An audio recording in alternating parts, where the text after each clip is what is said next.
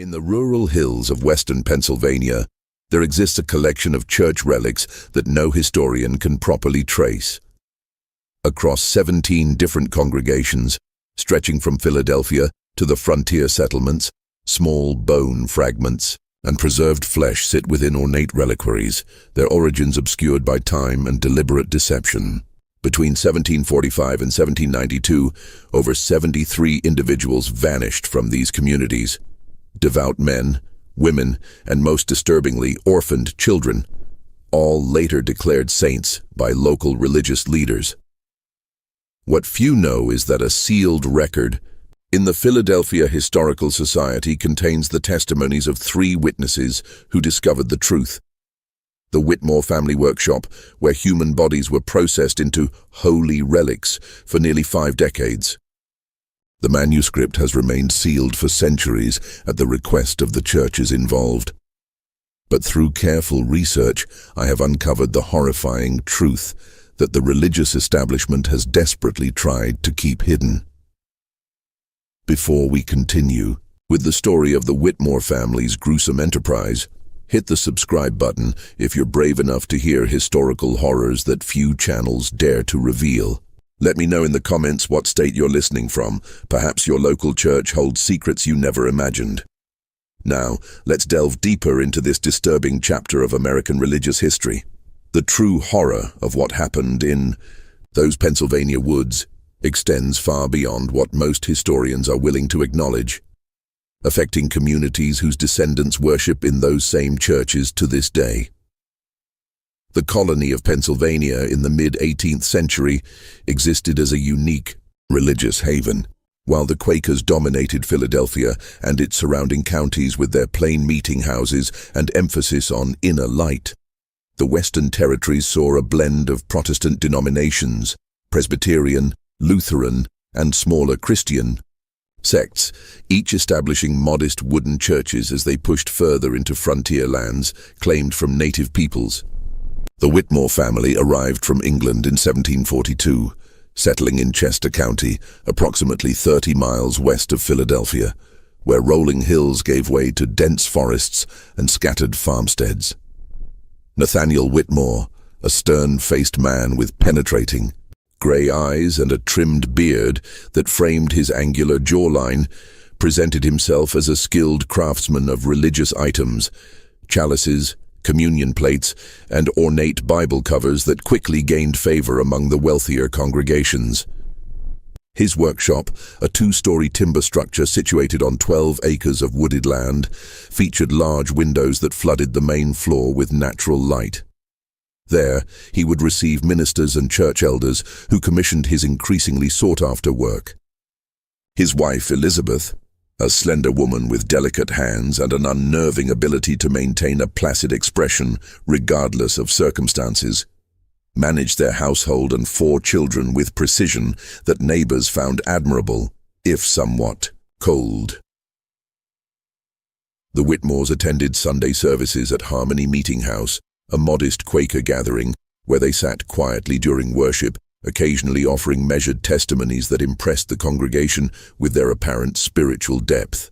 Their eldest son, Thomas, assisted his father in the workshop, while daughters Mary and Sarah helped their mother with household duties. The youngest, William, a frail boy with an unsettling intensity in his gaze, often spent hours alone in the woods, returning with plants and small animal specimens that he meticulously preserved in his room, a hobby his parents encouraged as a scientific pursuit.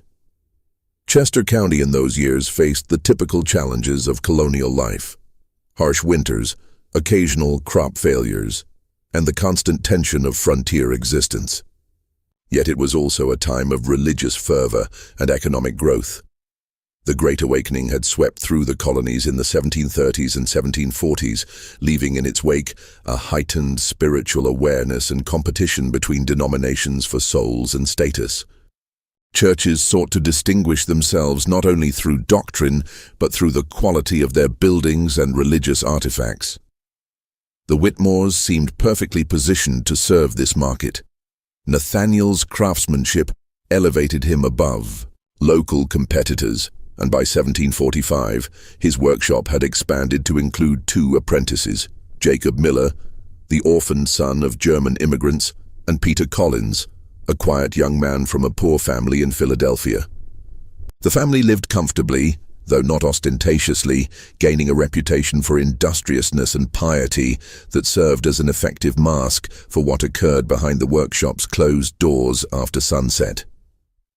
It was in late autumn of 1745 when Mary Collins, a devout Quaker woman known for her healing work among the poor, disappeared while traveling home from visiting a sick family on the outskirts of the county. Her disappearance caused brief concern, but as happened often in colonial times, was eventually attributed to an Indian attack or wild animal encounter. What no one knew then was that Mary Collins represented the beginning of a horrifying enterprise that would continue undetected for nearly half a century. On November 17, 1745, as an early winter storm descended upon Chester County, Mary Collins made her final journey along the rutted path that led past the Whitmore property. The sky had darkened prematurely, heavy clouds promising snow as the wind drove brittle leaves across the frozen ground. Mary, a widow of 43 years with grey-streaked hair and hands weathered from decades of charitable work, pulled her woolen cloak tighter, quickening her pace as she passed the lantern light glowing from the Whitmore workshop. According to Thomas Whitmore's confession, written years later from his deathbed and discovered hidden in the wall of a Philadelphia prison cell, his father had been watching Mary Collins for weeks. Father said her reputation for saintliness would make her perfect, Thomas wrote in shaky script. He told us God had revealed to him a great purpose, a way to bring true holiness to the colonies through sacred vessels. As Mary passed the property, Nathaniel emerged from the trees, lantern in hand, calling for assistance. His voice, tinged with practiced desperation, explained that his son William had wandered into the woods and failed to return. Mary, known for her kindness, did not hesitate to offer her help despite the approaching storm. She followed Nathaniel deeper into the property, away from the road, and toward a small clearing where the workshop's rear entrance stood partially concealed by a stand of pine trees. I watched from the window as Father led her inside. Thomas's confession continued. Mother had prepared the back room with canvas cloths covering the floor. I didn't understand yet what they intended. I was 16 and believed when they spoke of creating sacred relics, they meant crafting representations, not. The handwriting here became illegible, as if the writer's hand had trembled too violently to form coherent letters. What happened in that back room remained mercifully undetailed in Thomas's account, but the aftermath was described with disturbing precision. Mary Collins's body was methodically processed over the following 3 days. Nathaniel, who had studied preservation techniques from medical texts brought from England, taught his eldest son how to treat human tissue with a mixture of salt, herbs, and other substances to prevent decay. Elizabeth Whitmore sewed small pouches of varying sizes from black velvet, each embroidered with golden religious symbols. Father said we were doing God's work, Thomas wrote. He said the Protestant churches of America lacked the sacred relics that gave the Catholic Church its power, and that we would provide what was needed to elevate true worship in the colonies. I believed him then. God forgive me, I believed him. 2 weeks after Mary Collins' disappearance, Nathaniel Whitmore traveled to Philadelphia, carrying several ornate wooden boxes of his own crafting. He returned with more commissions than ever, before and a considerable sum of money. At the next Quaker meeting, he spoke movingly about the loss of our dear friend Mary and suggested a special memorial service be held. During this service, he presented the meeting house with an exquisitely crafted altar box, explaining that he had made it in Mary's honor. What the congregation did not know was that sealed within a hidden compartment of that box was a small piece of Mary Collins herself, the first of what would become hundreds of sacred relics distributed throughout the colonies over the following decades. The winter of 1745 passed into spring, and with the thaw came rumors from Philadelphia, whispers of miraculous healings attributed to a holy relic held by a small Episcopal church in the city. The rector there claimed that a fragment of bone from an unknown 18th century saint had cured 3 parishioners of their ailments. The bone had been acquired, he said, from a European dealer through a local craftsman. That craftsman was Nathaniel Whitmore. By 1750, the Whitmore family's business had expanded considerably. Their workshop had doubled in size, now employing 5 apprentices who crafted the visible products, the ornate boxes, chalices, and religious items that served as the family's public face. None of these young men were permitted access to the cellar rooms beneath the workshop, where the true business of the Whitmores took place. The family had also constructed a new home, a substantial 2-story structure of stone and timber that stood as testament to their growing wealth.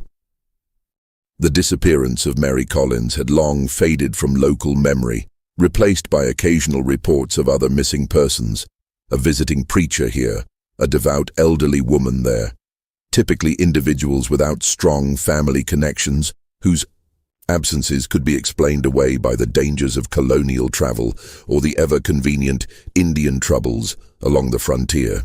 What changed in this period was the Whitmores' method of selecting their victims. Mother developed what she called the discernment. Sarah Whitmore wrote in a journal discovered in 1823 during the demolition of the family's abandoned home. She could identify those whose bodies would produce the most powerful relics. She claimed God spoke to her, revealing which souls were destined for sainthood after death. This chilling rationalization allowed the family to see their actions not as murder, but as a divine calling. They were merely helping these chosen individuals achieve their heavenly purpose earlier than nature intended. The Whitmores had also refined their approach to creating and distributing the relics. Nathaniel established connections with church leaders throughout Pennsylvania, New Jersey, and as far south as Virginia. These relationships were carefully cultivated through donations, exceptional craftsmanship, and the strategic sharing of confidential information about European religious artifacts becoming available through his supposed overseas connections. Father told them that the Catholic Church in Europe had hoarded sacred power for centuries. Thomas's confession explained. He convinced these Protestant ministers that acquiring relics quietly, discreetly, would bring the same power to their congregations without embracing Catholic doctrine. His arguments were especially effective with ambitious church leaders seeking to grow their flocks. The family's operation expanded to include a network of collaborators, mostly unwitting, who would report back on the miracles occurring in churches possessing Whitmore-provided relics. These accounts would then be shared with other potential buyers, creating demand that commanded increasingly higher prices. Nathaniel instructed church leaders to keep the relics' existence secret from the general congregation, presenting them as a sacred trust known only to church elders, a strategy that limited exposure while enhancing the perceived value of these objects. What none of their customers knew was that the ancient European saints' relics they purchased at such dear cost were created in the Whitmore cellar from the bodies of their own neighbors and countrymen. In the spring of 1753, a physician from Lancaster named Dr. Samuel Winters began asking uncomfortable questions after examining a healing relic at the request of a patient who claimed to have been cured by touching it. His careful inspection revealed that the preserved tissue could not possibly be as old as claimed, and the preservation methods appeared inconsistent with European techniques. Before he could pursue his investigation further, Dr. Winters disappeared while traveling between Lancaster and Philadelphia. His body was never found, but a small wooden case containing what was claimed to be the finger bone of a 12th century healer appeared in a Presbyterian church in New York the following month. The years passed, and the pattern continued. The Whitmore children grew into the family business with varying degrees of enthusiasm. Thomas, the eldest, became his father's primary assistant, while William, the youngest and most disturbing of the siblings, developed a particular talent for the preservation process, experimenting with techniques that allowed for the creation of more convincing relics. The daughters, Mary and Sarah, managed the financial aspects and correspondence, maintaining the family's respectable facade while laundering the considerable profits through legitimate business ventures. The American colonies moved toward revolution, and with the political upheaval came new opportunities for the Whitmores. The disruption of trade with England created a shortage of religious items, positioning their workshop as one of the few reliable sources for churches throughout the colonies. The family was careful to demonstrate appropriate patriotic sentiment without becoming too closely identified with either side, a neutrality that allowed them to continue their trade regardless of which faction controlled their territory at any given time. As the Revolutionary War approached its conclusion, a disturbing new chapter in the Whitmore family business began, one that would eventually lead to their downfall. The year was 1781, and while the colonies celebrated their impending independence, the Whitmores identified a new and particularly profitable market for their gruesome products. The end of the Revolutionary War brought significant changes to the religious landscape of the newly formed United States. Churches damaged during the conflict required rebuilding, and a spiritual revival swept through communities seeking meaning after years of bloodshed. This environment created unprecedented demand for religious artifacts, and the Whitmores recognized an opportunity to expand their macabre enterprise. In February of 1782, the first orphaned child disappeared from a church-run asylum in Philadelphia.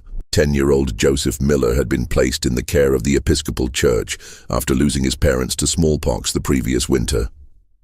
Small for his age, with solemn eyes and a reputation for unusual piety, Joseph often led the other children in prayer and was favored by the clergy who oversaw the asylum. His disappearance was noted, investigated briefly, and ultimately attributed to running away, a common occurrence in such institutions. 3 months later, the Church of St. Michael in eastern Pennsylvania reported a series of miraculous events surrounding a newly acquired relic, supposedly the preserved heart of a child martyr from the early church. Parishioners claimed that prayers offered before this relic resulted in extraordinary answers, particularly those concerning children's illnesses. The church's attendance swelled, and donations increased dramatically. Word of these miracles spread, creating demand among other churches for similar powerful relics. William suggested the children. Sarah Whitmore's journal revealed in a passage written in a shaky hand, the ink blotched as if by fallen tears. He said their innocence made them more powerful vessels for divine work. Father hesitated at first, but the prophet potential convinced him. God help me, I knew it was wrong, yet I said nothing. What followed was perhaps the most disturbing phase of the Whitmores' operation.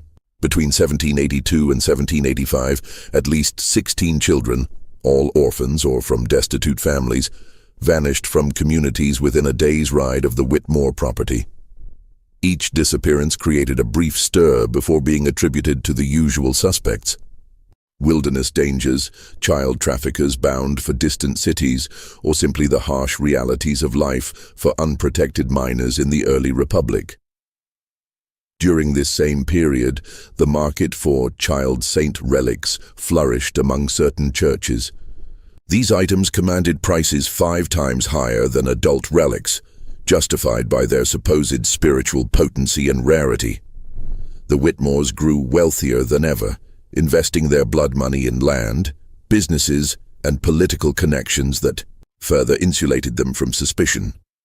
However, the increased scale of their operation necessitated more hands, forcing the family to partially initiate 2 trusted apprentices into their secrets.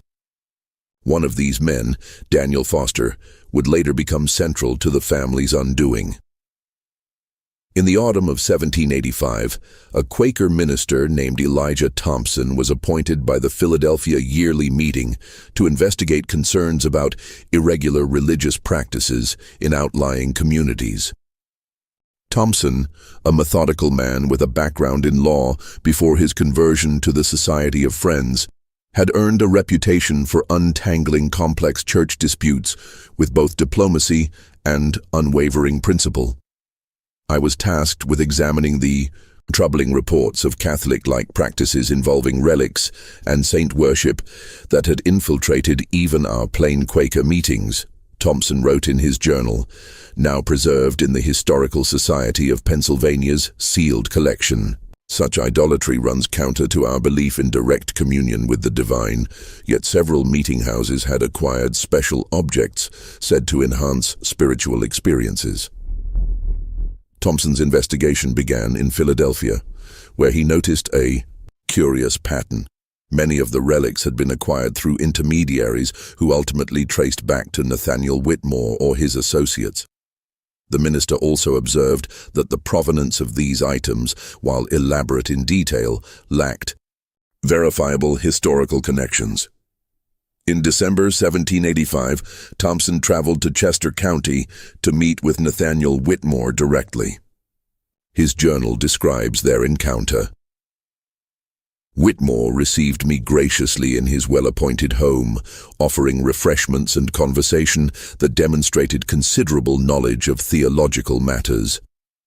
When I inquired about the religious artifacts his workshop produced, he showed me his public workroom where apprentices crafted beautiful communion ware and decorative items for churches. He spoke at length about his connections with European suppliers of ancient relics, providing documentation that, while impressive to look upon, contained inconsistencies that my legal training could not overlook.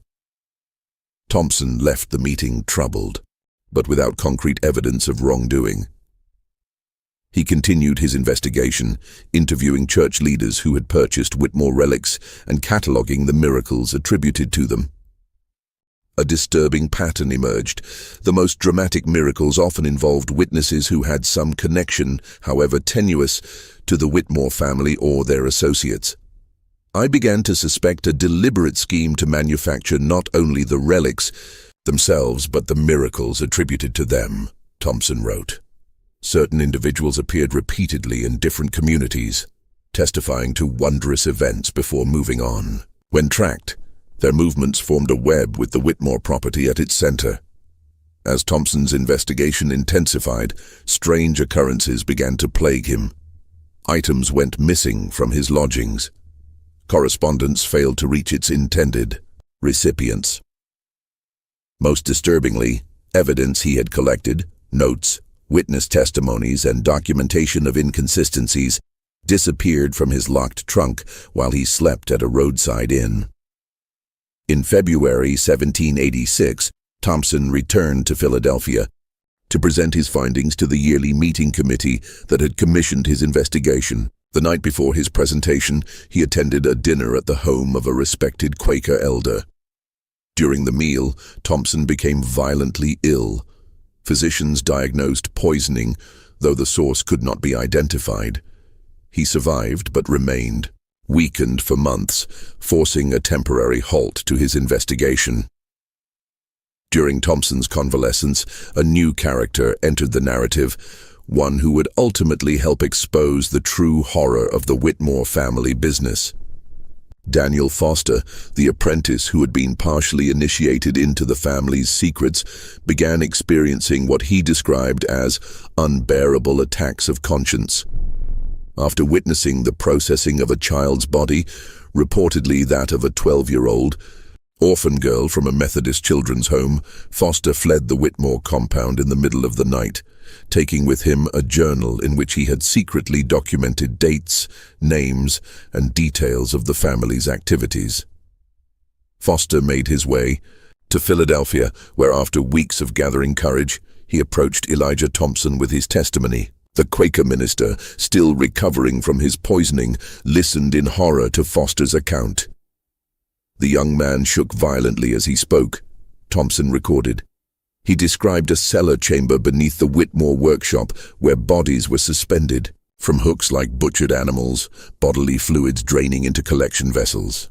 He spoke of specialized tools for removing bone, muscle, and organs with minimal damage, and of preservation techniques involving salt, alcohol, and herbs that allowed human tissue to maintain a lifelike appearance for months or years.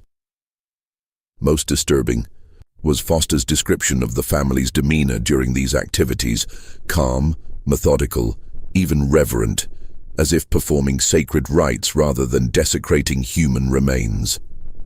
He reported that Nathaniel and Elizabeth Whitmore regularly led prayers before and after these processing sessions, thanking God for choosing these vessels for his divine purpose and asking blessing upon those who would receive the sacred gifts created from the bodies.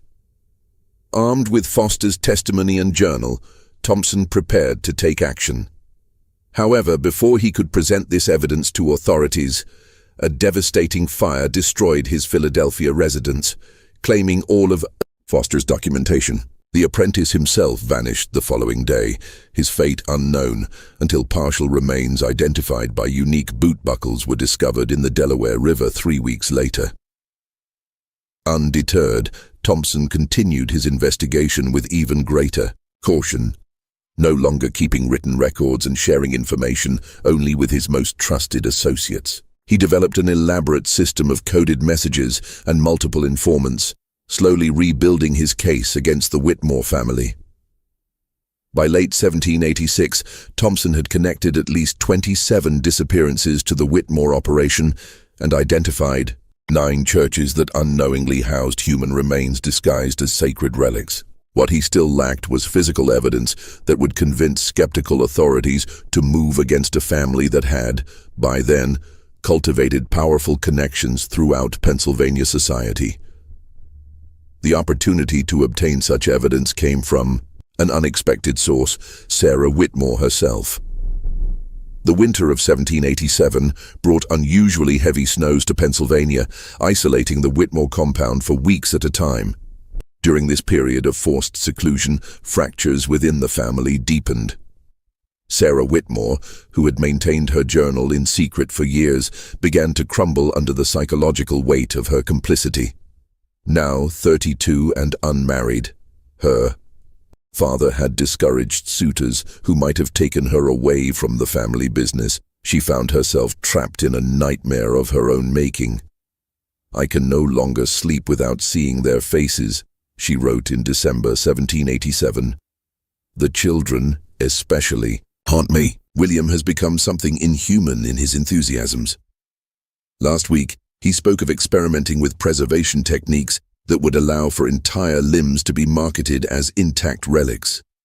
Mother encouraged him, speaking of the profit potential, while quoting scripture about the sanctification of holy vessels. "I cannot bear much more of this." Sarah's crisis of conscience coincided with an escalation in the family's activities. The success of their child relics had emboldened them, particularly William, whose role had expanded as Nathaniel aged. Now, 27, William had developed refinements to their preservation techniques that allowed for more convincing relics and consequently higher prices. He pushed for increased production, arguing that the post-revolution spiritual hunger created a market they should fully exploit. This acceleration required more victims, creating greater risks of discovery. William proposed a solution, targeting remote frontier settlements where disappearances would attract less attention. Nathaniel, now showing signs of the illness that would eventually claim his life, conceded leadership to his youngest son, despite Thomas's objections that such expansion invited unnecessary danger. In January 1788, 2 incidents occurred that set in motion the family's eventual exposure. First, William returned from a 2-week journey to western Pennsylvania with 3 new subjects, all children from a remote settlement devastated by winter illness. The processing of these victims in such quick succession overwhelmed even the family's efficient system, forcing them to store partially preserved remains in the workshop cellar for longer than usual. Second, And more significantly, Sarah Whitmore made a fateful decision. During a rare solo trip to Philadelphia to deliver correspondence and collect payments, she sought out Elijah Thompson, whose investigation she had learned about through her family's surveillance of potential threats. Their meeting, held in the back room of a Quaker bookshop, lasted over 3 hours. Thompson's coded notes, deciphered decades later, recorded Sarah's revelations. Female W provided confirmation of all suspicions and worse beyond imagining. Family operation more extensive than previously documented. Estimates 70+ adult victims, 20+ children since beginning. Detailed processing methods and distribution network. Names of participating church officials, see separate encoded list. Most disturbing, underground chamber beneath main workshop contains remains in various stages of processing, plus archived samples of all victims. Small preserved portions kept as quality control references, labeled with names and dates. Sarah agreed to help Thompson obtain physical evidence, providing him with a hand-drawn map of the workshop complex, including the hidden entrance to the underground processing chamber. She also revealed the existence of a ledger kept by Elizabeth Whitmore that documented every acquisition and distribution since the business began. A meticulous record of decades of horror that would provide irrefutable evidence if obtained. I condemn myself by revealing these things, Sarah reportedly told Thompson. I expect no mercy in this world or the next, but the children's faces give me no peace, and I cannot allow more innocence to feed my family's ungodly work. Thompson, recognizing both the value and risk of Sarah's information, arranged for her to stay with trusted Quaker contacts rather than return to the Whitmore compound. This decision, while well-intentioned, accelerated the approaching confrontation. When Sarah failed to return as scheduled, William Whitmore immediately suspected betrayal. According to Thomas Whitmore's later confession, the family held a tense council upon realizing Sarah's defection. William was coldly furious, pacing the IE study while suggesting increasingly violent courses of action. Father, weakened by his illness, sat slumped in his chair, occasionally muttering prayers or biblical passages about Judas and betrayal. Mother remained calm, methodically listing the vulnerabilities Sarah's absence created and the evidence that needed to be eliminated. I argued for flight, abandoning the workshop and starting anew elsewhere. But William would not hear of surrendering the business he viewed as his birthright. The family decided on a two-pronged strategy.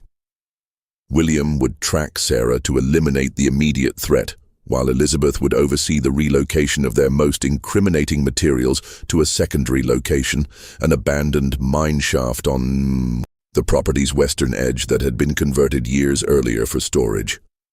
What they could not know was that Thompson had already begun assembling a coalition of authorities to act on Sarah's information. Recognizing that local officials might include Whitmore allies, he approached the Philadelphia yearly meeting's most influential members, who in turn engaged trusted contacts within the newly formed state government.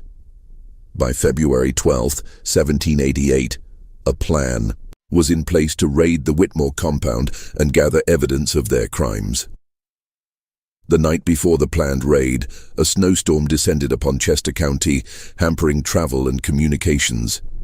Thompson, fearing delay would give the Whitmores time to destroy evidence, made the fateful decision to proceed with a smaller force rather than wait for better conditions.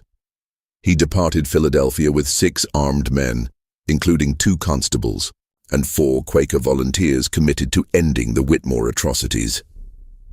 What followed was described by multiple sources as the night of unholy discovery, an encounter with human depravity that would haunt all involved for the remainder of their lives. February 13th, 1788, arrived with howling winds driving snow horizontally across the Pennsylvania countryside. Elijah Thompson and his small party reached the outskirts of the Whitmore property shortly after nightfall, their lanterns struggling against the darkness and swirling snow. They approached on foot, following Sarah's map toward the workshop rather than the main house. "We moved like ghosts through the storm," wrote James Pearson, one of the Quaker volunteers, in an account sealed alongside Thompson's records.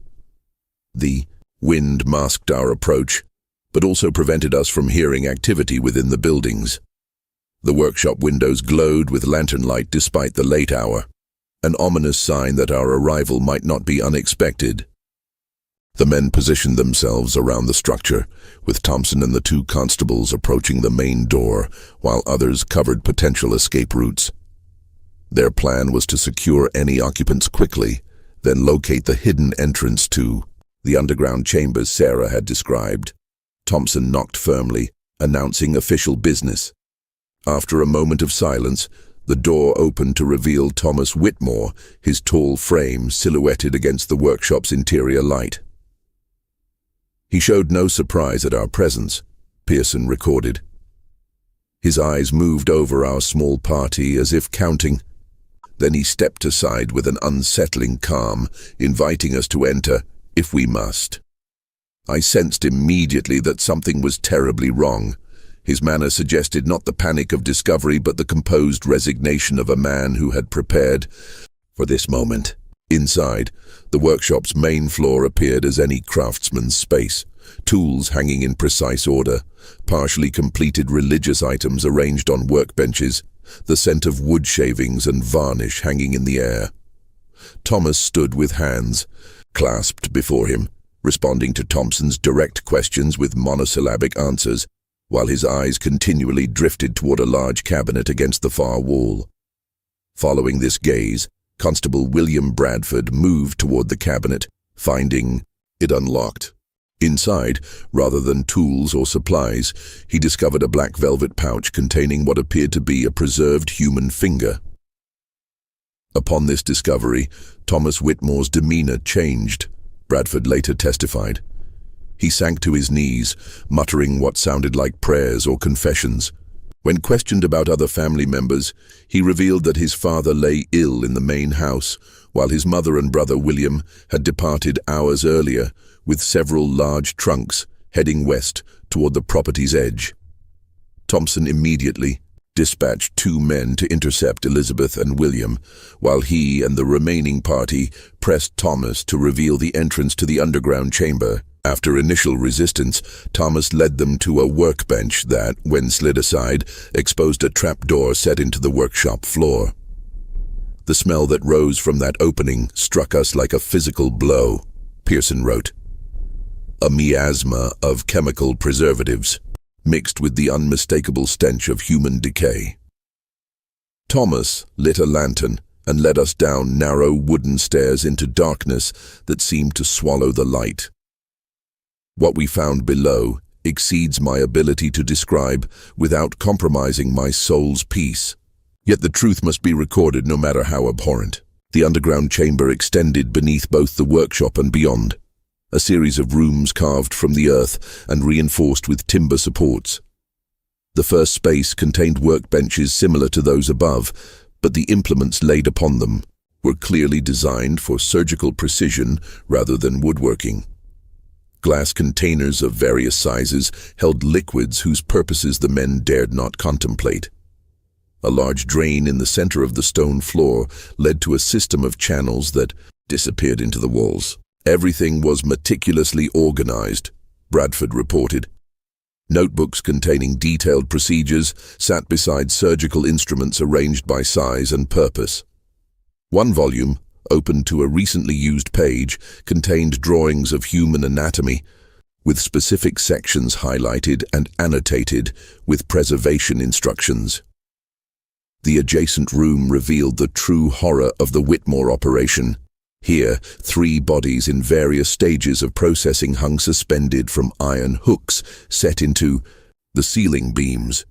2 adults, a man and woman, and 1 child, estimated to be 9 or 10 years old. Each had been partially dissected with surgical precision, their remains treated with preservatives that gave the exposed tissue an unnatural, waxy appearance. Most disturbing was the 3rd chamber, which Thomas referred to in a hollow voice as the archive.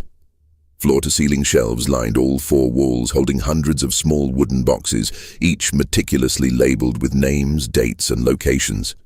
Random inspection revealed that each box contained a preserved human fragment, a piece of bone, a section of skin, a small organ or tissue sample, kept as a reference catalog of all the saints the Whitmores had created and distributed. At the center of this room stood a large wooden table bearing Elizabeth Whitmore's ledger, the business record Sarah had described, Thompson wrote. This massive volume documented in cold commercial terms the acquisition of victims, the processing of their remains, and the distribution of resulting relics to churches throughout the eastern seaboard. Each entry included the price paid, the church receiving the items and notes on the fabricated provenance provided to the purchasers. Thomas Whitmore, now seemingly resigned to his fate, revealed that the operation had processed 79 adults and 22 children since its inception in 1745. The family had supplied relics to over 40 churches across 7 states, generating wealth that had been carefully laundered through legitimate businesses and landholdings. When asked how they selected their victims, Thomas's response chilled the investigators to their core. Mother had the discernment. She could sense those whose bodies would produce the most powerful relics, the truly devout, the innocents, those whose suffering purified them for sacred purpose. She taught William to see it too. They would watch at church gatherings, at revival meetings, identifying those whose flesh might bring miracles. The investigation of the underground chambers continued for hours, with the men documenting their findings as thoroughly as their shaken state allowed. As dawn approached, a commotion from above drew them back to the workshop level, where they found the 2 men who had been sent to intercept Elizabeth and William Whitmore. One was seriously injured, bleeding from a deep knife wound to his shoulder. William Whitmore fought like one possessed, the wounded man reported. We found them at the abandoned mine shaft, as Thomas had indicated, transferring boxes from a wagon into the entrance. When confronted, Elizabeth attempted to reason with us, offering money for our silence, while William circled behind. He struck without warning, a butcher's precision to his violence. My companion is dead, his throat cut before I could intervene. The Whitmores fled into the forest with what they could carry. A broader manhunt was organized as daylight broke, with messengers sent to alert authorities in neighboring counties. Nathaniel Whitmore was found in the main house, too weakened by illness to have participated in the recent activities. He offered no resistance when taken into custody, alternating between religious justifications for his family's work and apparent confusion about his surroundings. The search for Elizabeth and William Whitmore continued for 3 days before reaching its gruesome conclusion. Their bodies were discovered in a small hunting cabin 12 miles from the family property, arranged side by side on a crude altar constructed from local materials. Both had consumed poison after apparently performing some form of ritual whose exact nature remains unclear. Notes found at the scene suggested they believed their deaths would consecrate the remaining relics they had managed to salvage during their escape. Thomas Whitmore was tried in Philadelphia in April 1788. The proceedings, conducted with unusual secrecy due to the sensational and disturbing nature of the crimes. He was hanged on May 7, 1788, after providing a complete confession that corroborated the physical evidence found at the family compound. The most challenging question facing authorities was how to handle the hundreds of human remains that had been distributed as relics to unsuspecting churches. The decision, reached after lengthy deliberation involving both government and religious leaders, prioritized preventing public panic and religious disillusionment over full disclosure. The aftermath of the Whitmore family's horrific enterprise presented unprecedented challenges for both civil and religious authorities in the young United States. The full truth threatened to undermine public faith in religious institutions at a time when such faith was considered essential to the moral foundation of the new nation. After consultation with leaders from various denominations, a decision was reached that would shape how this dark chapter would be remembered, or rather deliberately forgotten. We determined that the faithful should be protected from knowledge that might devastate their spiritual foundations, wrote Judge William Bradford in a sealed memorandum to the Pennsylvania governor. The churches that unknowingly participated in this abomination need not bear the burden of public shame or lose the confidence of their congregations. Therefore, all records of this investigation shall be sealed for a period not less than 100 years, and officials involved are bound to silence by oath. The churches that had purchased Whitmore relics were privately informed of their true nature.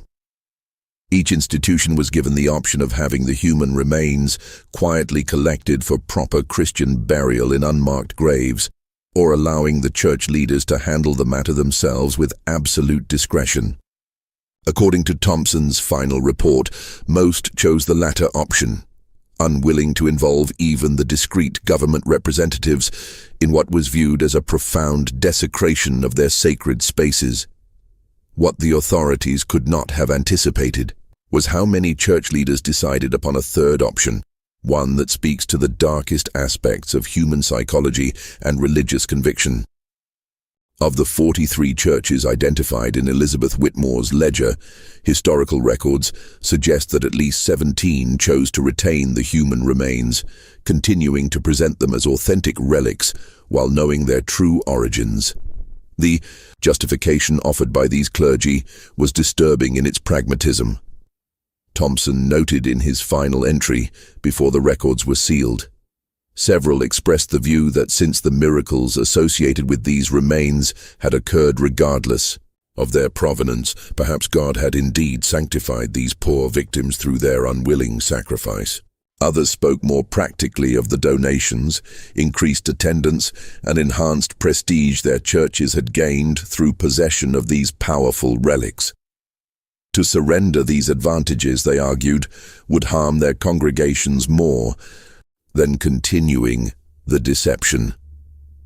Thompson, a man of unwavering moral principle, found this reasoning abhorrent. His final efforts focused on creating a confidential registry of every Whitmore victim whose identity could be established, along with the location of their remains if known. This document, intended to ensure that these individuals would not be completely erased from history, was included in the sealed records with instructions that it be used to provide proper memorialization when the truth could finally be acknowledged. The Whitmore property was burned to the ground in what was officially recorded as an accidental fire, though multiple accounts suggest it was deliberately set by local authorities to eliminate any remaining evidence of the horrors that had occurred. There, the land was reclaimed by the state and eventually divided and sold to families who knew nothing of its history. Sarah Whitmore, whose courage had helped expose her family's crimes, was provided with a new identity and relocated to Boston, where she lived under Quaker protection until her death in 1823. Her journal, maintained until her final days, reveals a woman haunted by guilt yet determined to honor the victims through a life dedicated to charitable works, particularly those benefiting orphan children. "I cannot undo what my family wrought," she wrote in her final entry. "But each child I help to safety and education stands against the darkness we created. I have lived 40 years attempting to balance scales that can never be truly balanced. I go to my judgment with no expectation of mercy, only the hope that those we harmed have found the peace we stole from them. The physical evidence of the Whitmore family's crimes, the surgical tools, preservation formulas, and workshop apparatus was supposedly destroyed after the trial. However, rumors persisted for decades that certain items had been quietly preserved by medical schools or private collectors fascinated by the technical innovations the family had developed for tissue preservation. Of particular interest to early medical researchers were the Whitmores' techniques for maintaining the lifelike appearance and flexibility of preserved human tissue. methods that William Whitmore had apparently developed through years of gruesome experimentation. Several early 19th century medical texts contain oblique references to preservation processes that bear striking similarities to those described in the Whitmore case records, though never with direct attribution to their true source. The story of the Whitmore family might have remained completely buried were it not for a courthouse fire in Philadelphia in 1879. As water-damaged documents were removed for restoration, several sealed packets from the 1788 case were mistakenly included with regular court records being processed. A clerk discovered portions of Thomas Whitmore's confession and alerted his superiors, who quickly resealed the documents. However, rumors of their contents circulated among courthouse employees, eventually reaching a reporter for the Philadelphia Inquirer. The resulting investigation produced a sensationalized account that, while containing numerous inaccuracies, brought the basic outline of the Whitmore crimes into public knowledge for the first time.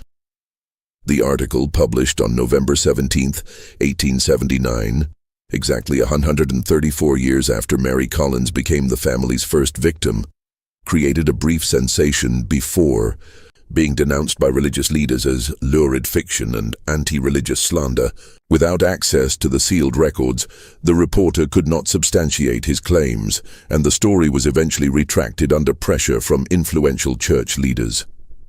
By this time, most of the churches that had knowingly retained Whitmore relics had either disposed of them as older clergy died and were replaced, or had incorporated them so completely into church tradition that their origins were forgotten even by the institutions themselves. The physical evidence of the family's crimes had been scattered to unmarked graves, private collections, and church reliquaries where they remained, their true nature known only to a dwindling few.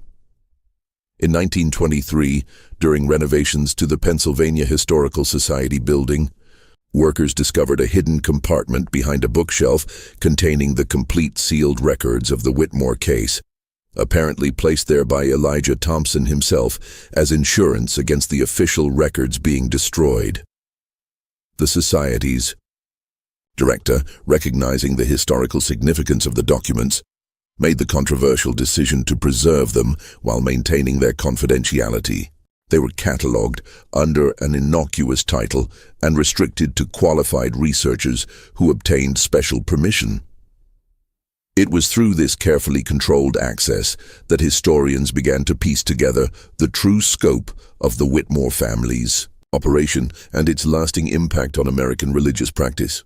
The most disturbing aspect of these later investigations was the confirmation that human remains processed by the Whitmores continued to exist in church collections well into the 20th century, with some possibly remaining to the present day. Survey conducted discreetly in 1967 identified 11 churches across the eastern United States that still possessed objects matching descriptions in the Whitmore ledger, though most current church leaders were unaware of their origins. When approached with evidence of their true nature, reactions ranged from horrified cooperation to outright denial and refusal to investigate further. The Harmony Meeting House where the Whitmores once worshipped still stands, though the congregation disbanded in the early 1800s. The simple stone building was repurposed as a community gathering place, then a schoolhouse, before being abandoned in the 1930s.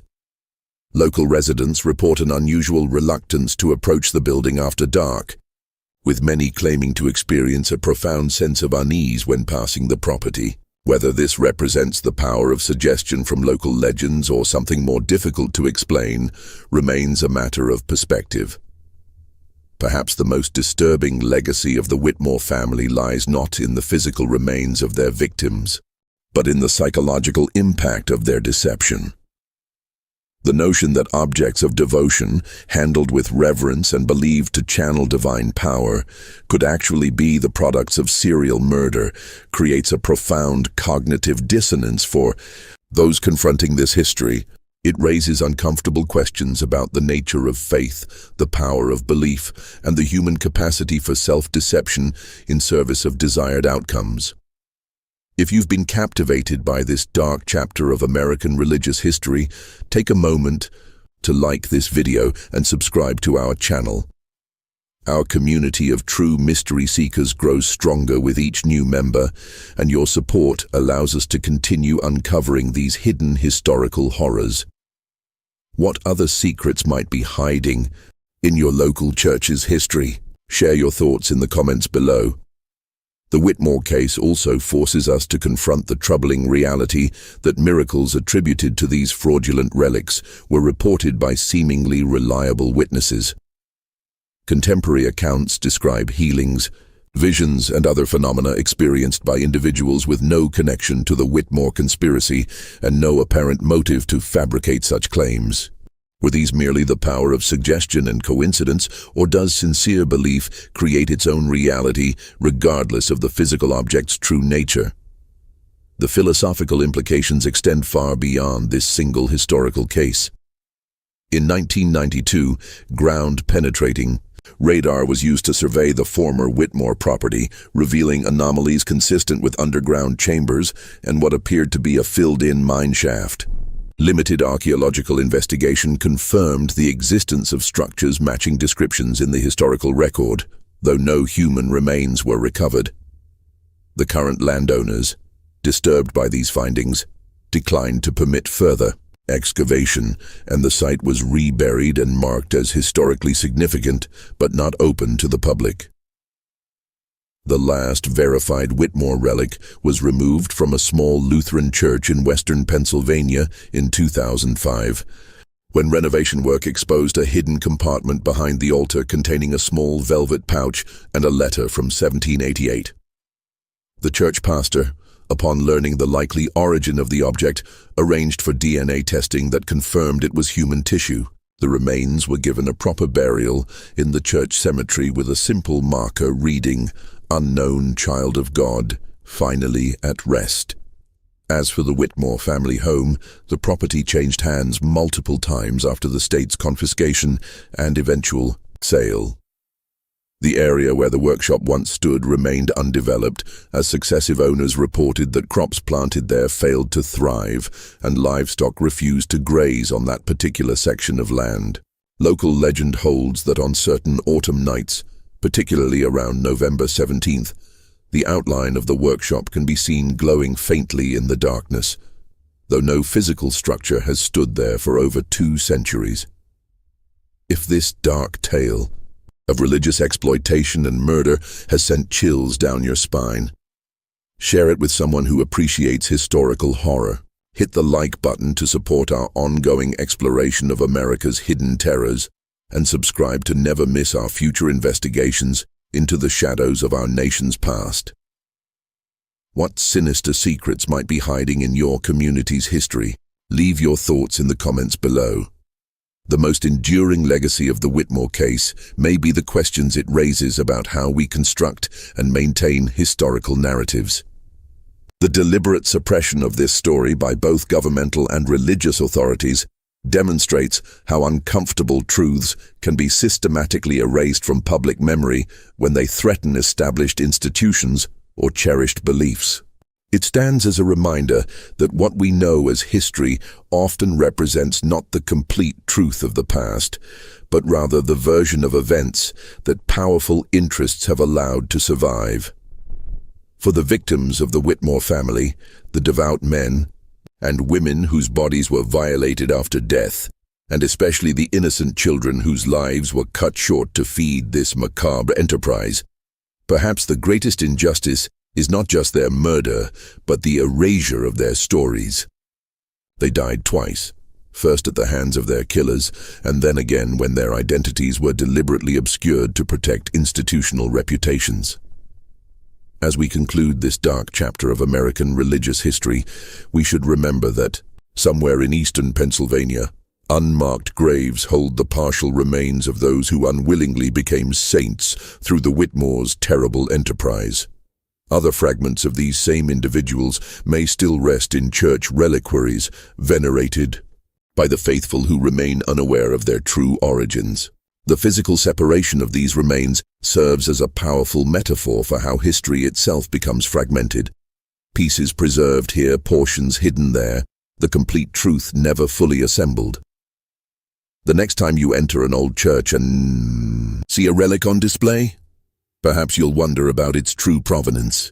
In that moment of questioning, you pay tribute to those whose stories were nearly lost to history's deliberate forgetting. For in remembering the Whitmore family's victims, we assert that no institutional reputation is more valuable than the truth, no matter how disturbing that truth may be. This mystery shows us the darkest aspects of human nature, disguised as spiritual devotion. What do you think of this story? Do you believe everything was revealed, or are there church relics still hiding dark secrets? Leave your comment below. If you enjoyed this tale and want more horror stories like this, subscribe, hit the notification bell and share with someone who loves mysteries. See you in the next video.